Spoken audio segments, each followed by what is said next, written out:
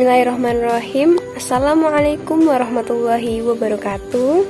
Yang terhormat Bapak Hasan Ubaidillah MPD serta teman-teman sekalian yang insya Allah dirahmati oleh Allah Subhanahu wa Ta'ala. Amin amin ya robbal alamin. Sebelumnya perkenalkan, nama saya Juliani Putri Ahmad dengan NIM 203131020 kelas 3A PIAUD. Pada kesempatan kali ini di sini saya akan mempresentasikan hasil observasi saya setelah melaksanakan program stimulasi perkembangan sosial emosional anak usia dini guna memenuhi tugas dari Bapak Hasan Ubaidillah MPD.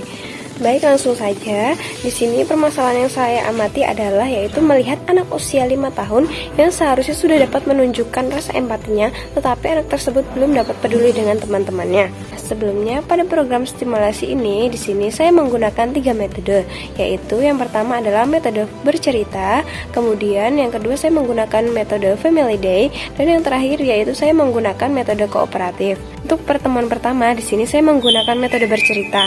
Alasan kenapa saya memilih metode bercerita adalah yang tak lain bertujuan untuk menumbuhkan keakraban antara guru dan anak. Jadi pada pertemuan kali ini saya berusaha bagaimana caranya agar selama stimulasi berlangsung anak itu merasa nyaman kepada kita. Baru setelah itu saya akan berusaha mendekatkan anak yang bermasalah dengan teman-temannya. Karena jika guru dan anak yang bermasalah tidak dekat atau tidak akrab, itu akan sulit sekali memperbaiki masalah pada anak.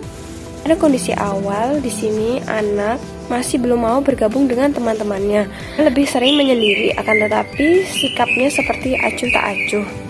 Jadi tidak memiliki rasa peduli terhadap teman-teman sekitarnya. Nah, langkah-langkah atau tindakan yang saya gunakan yaitu memberikan sebuah cerita yang menarik, yaitu sebuah dongeng yang menceritakan tentang persahabatan. Contohnya antara hewan kura-kura dan monyet yang diceritakan di sini bahwa mereka walaupun bersahabat, tetapi dulunya mereka tidak satu frekuensi. Di sini saya meminta anak untuk menyebutkan perilaku empati atau tolong-menolong. Tujuan saya meminta anak untuk menyebutkan perilaku tersebut yaitu adalah menjadikan anak aktif sehingga anak tidak pasif dalam berkomunikasi. Pada bagian akhir cerita di sini saya bercerita bahwa hidup itu seperti roda berputar. Ada kalanya kita di atas, ada kalanya kita di bawah, dan perlu diketahui bahwa Allah itu sangat adil dan Allah juga maha membolak-balikan keadaan.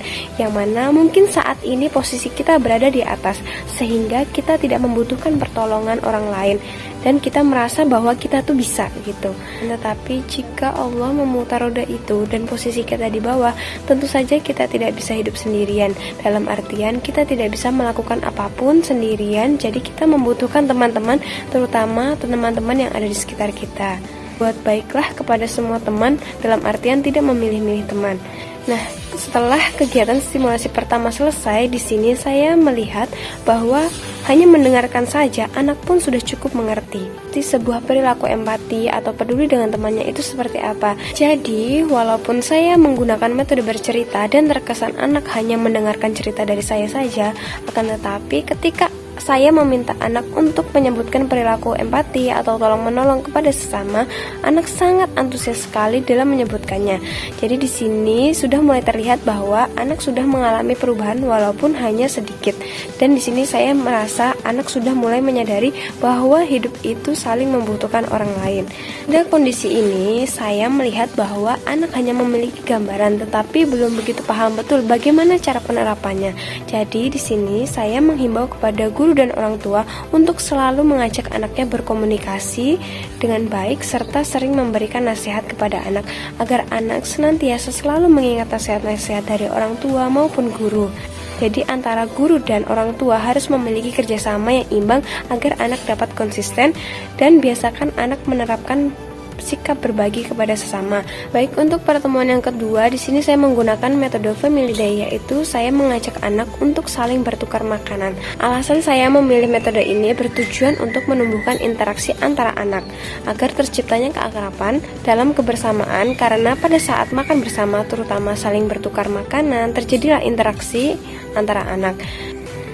Pada saat stimulasi kedua ini berlangsung, awalnya anak masih malu-malu dan masih kayak belum mau memberikan makanannya ke teman-temannya, hanya memberikan sebagian yang tidak ia sukai. Lalu di sini saya memberikan masukan bahwa jika kamu tidak memberikan makanan kepada temanmu, maka kamu tidak akan mengerti bagaimana lezatnya makanan yang dimiliki oleh temanmu. Dan dari situ anak mulai mau berbagi dengan teman-temannya. Dan pada kondisi ini, anak sudah mulai berbaur dengan teman-temannya, sudah mulai tidak malu-malu lagi dengan temannya, sudah mulai luwes dalam bercerita.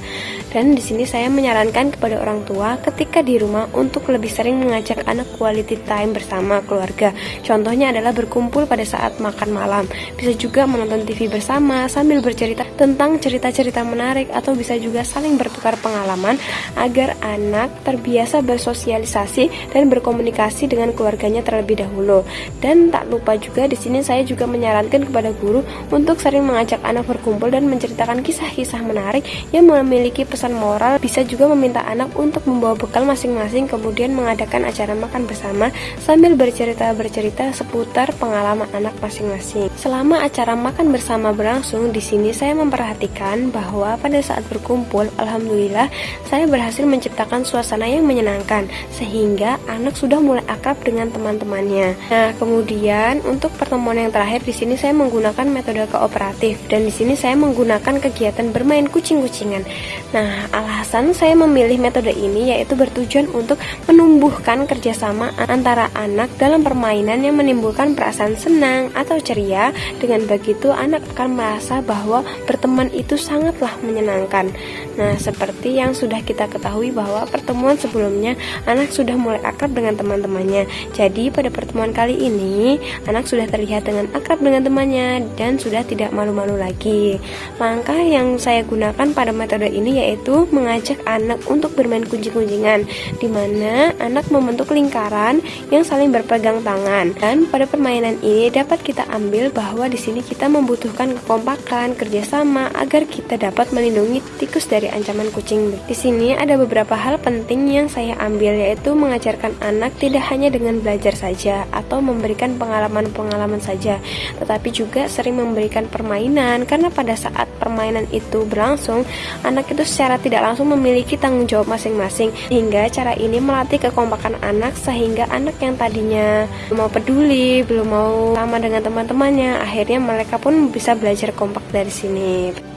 Nah, pada metode terakhir ini saya menyarankan kepada orang tua untuk lebih menerapkan kebaikan kepada anak, yaitu contohnya mengajak anak bergotong royong. Bisa juga meminta anak untuk mengantarkan suatu makanan untuk tetangganya atau saudaranya. Dan pesan saya untuk guru yaitu lebih sering mengajak anak untuk membersihkan kelas, kerja bakti bersama, agar timbullah rasa pertemanan dan tanggung jawab, serta juga melatih kekompakan anak. Jadi kesimpulannya dari saya selama observasi adalah sebenarnya anak tersebut selama program stimulasi berjalan mau-mau saja untuk merasa empati terhadap temannya. Hanya saja anak tersebut membutuhkan dorongan dan pembiasaan dari keluarga maupun guru, yaitu dengan cara lebih sering mengajak anak berkomunikasi, serta orang tua dan guru juga harus bisa bekerja sama dalam penerapan sikap empati, tolong-menolong kepada orang sekitar. Karena pada dasarnya, masalah yang terjadi pada anak tersebut, satu penyebabnya itu ialah ego, yaitu malu untuk berbuat kebaikan kepada temannya, dan juga kurangnya rasa penerapan itu tadi. Nah, mungkin cukup sekian presentasi dari saya. Wassalamualaikum warahmatullahi wabarakatuh.